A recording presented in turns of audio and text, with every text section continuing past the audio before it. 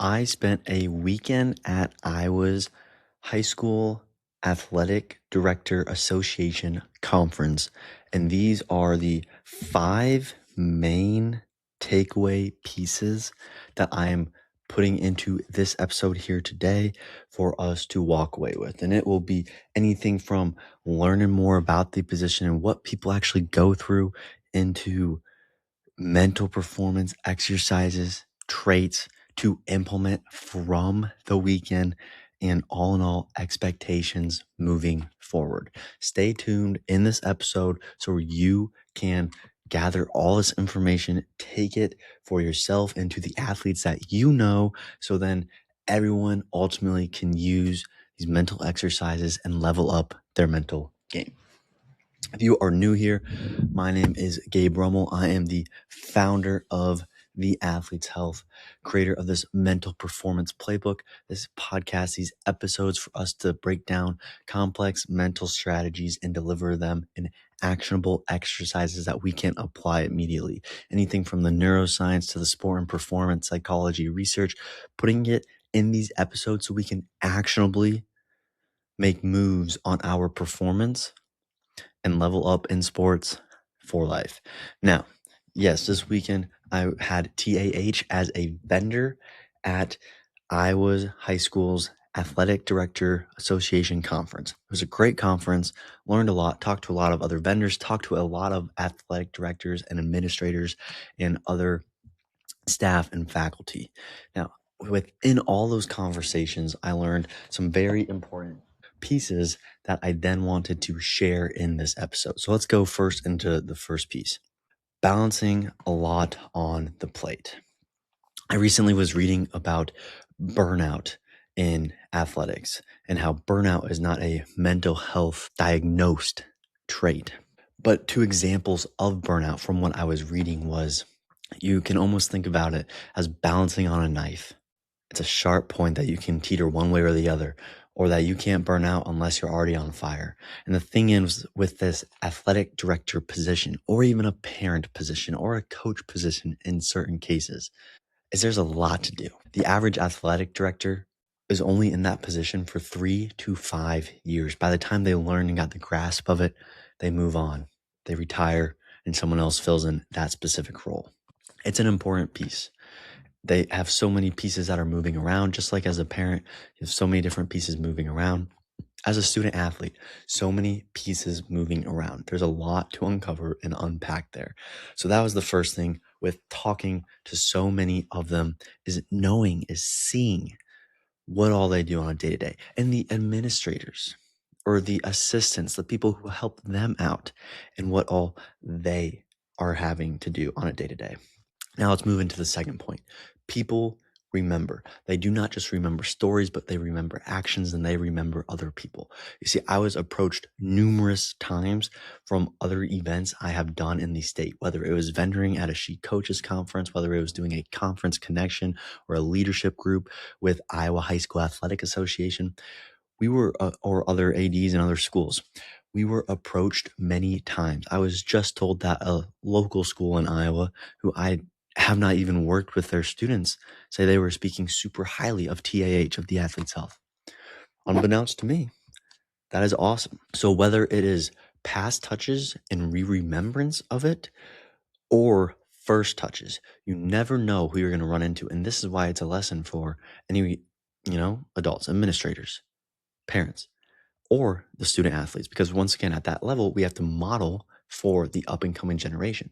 Lesson to be learned, and I heard this from Kevin at Hart, is interact. You see someone in the room, go and talk to them, go and say hello, and even say, I don't really have much for you right now, but I saw you, I want to get that interaction and I want to get that introduction.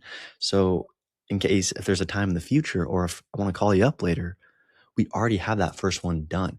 And yes, other people may look at that, and even my past self would be like, oh, I don't know if I want to make that touch point, that interaction, but it really is an important piece. And that goes back to the people remember as our second point, whether it is from past touches and past workshops, or if it is from those very first interactions that you have at events, at sporting events, at wherever we are at. The phones that we have can distract us, can get us in our own little world instead of in the world that we are actually living in. All right, number 3, mental performance is needed, and there's more to be known on mental performance. And what I also mean by this is more people know of mental performance, of the topic mental skills, of mental health for their students. However you want to look at this, whether it's leadership, it's counseling, it's a nutritional approach.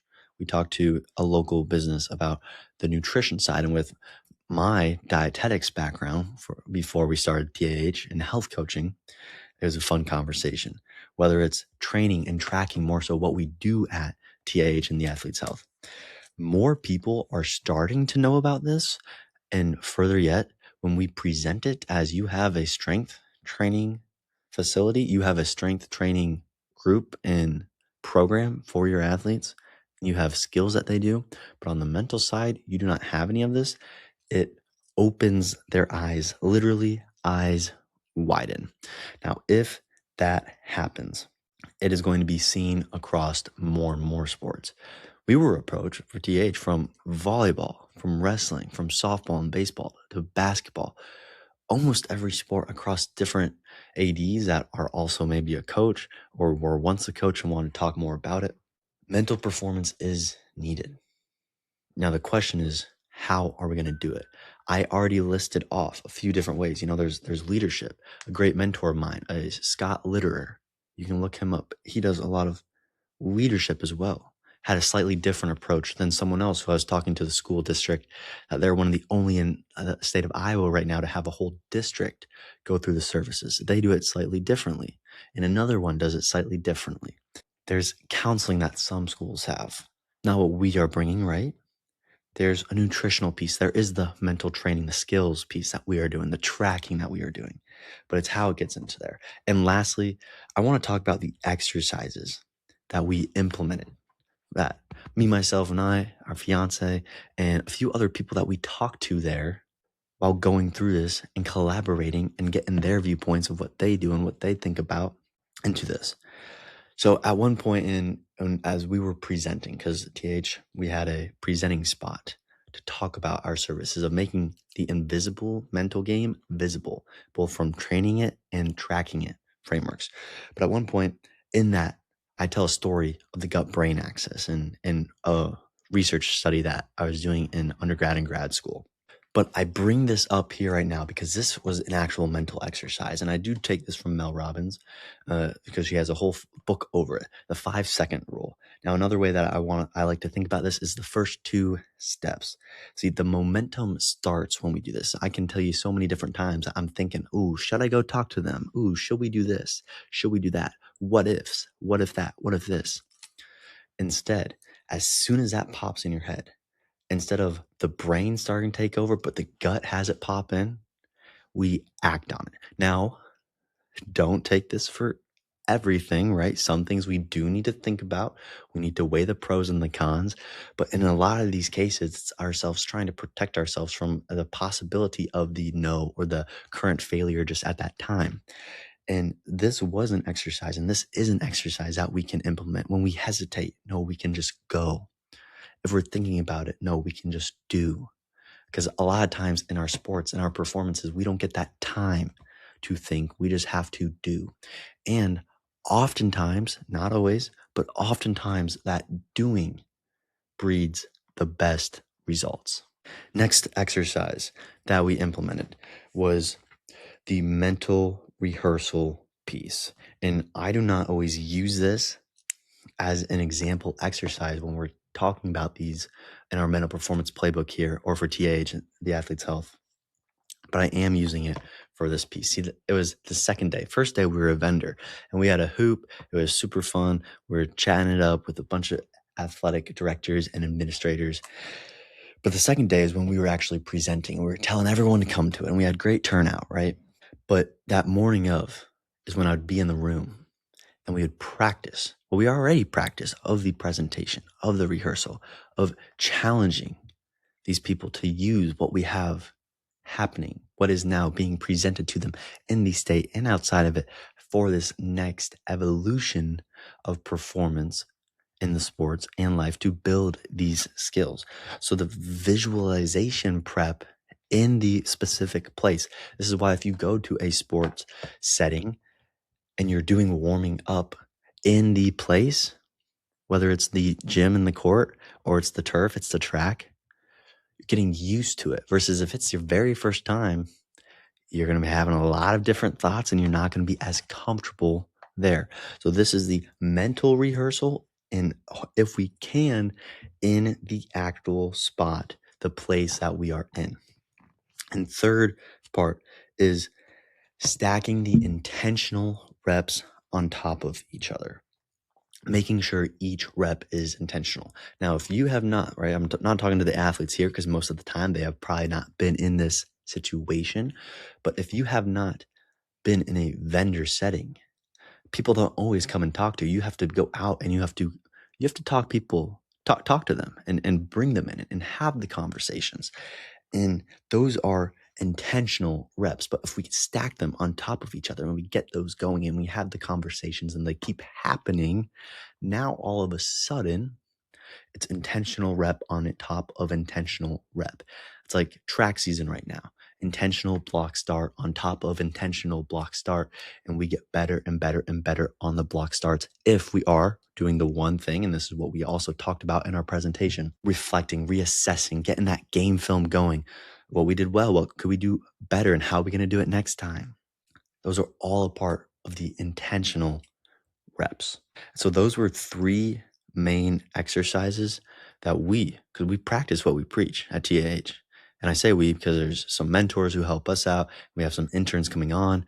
So it's very exciting. We practice what we preach when we do these exercises. So we used that, I call it the momentum starter, or that 5 seconds, the first 5 seconds, the first 2 steps, the gut over the brain as number 1, as the mental rehearsal, that visualization prep in place, visualize, prep in place.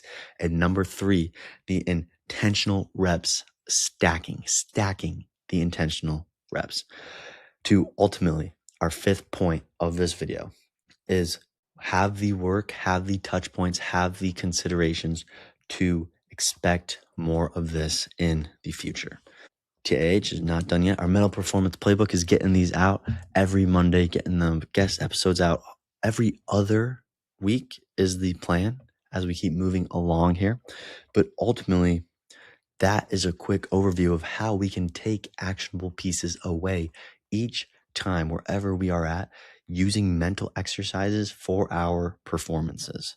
Just like after games, sometimes we have a crash. We usually have a crash after some speaking events, but that's just a part of it.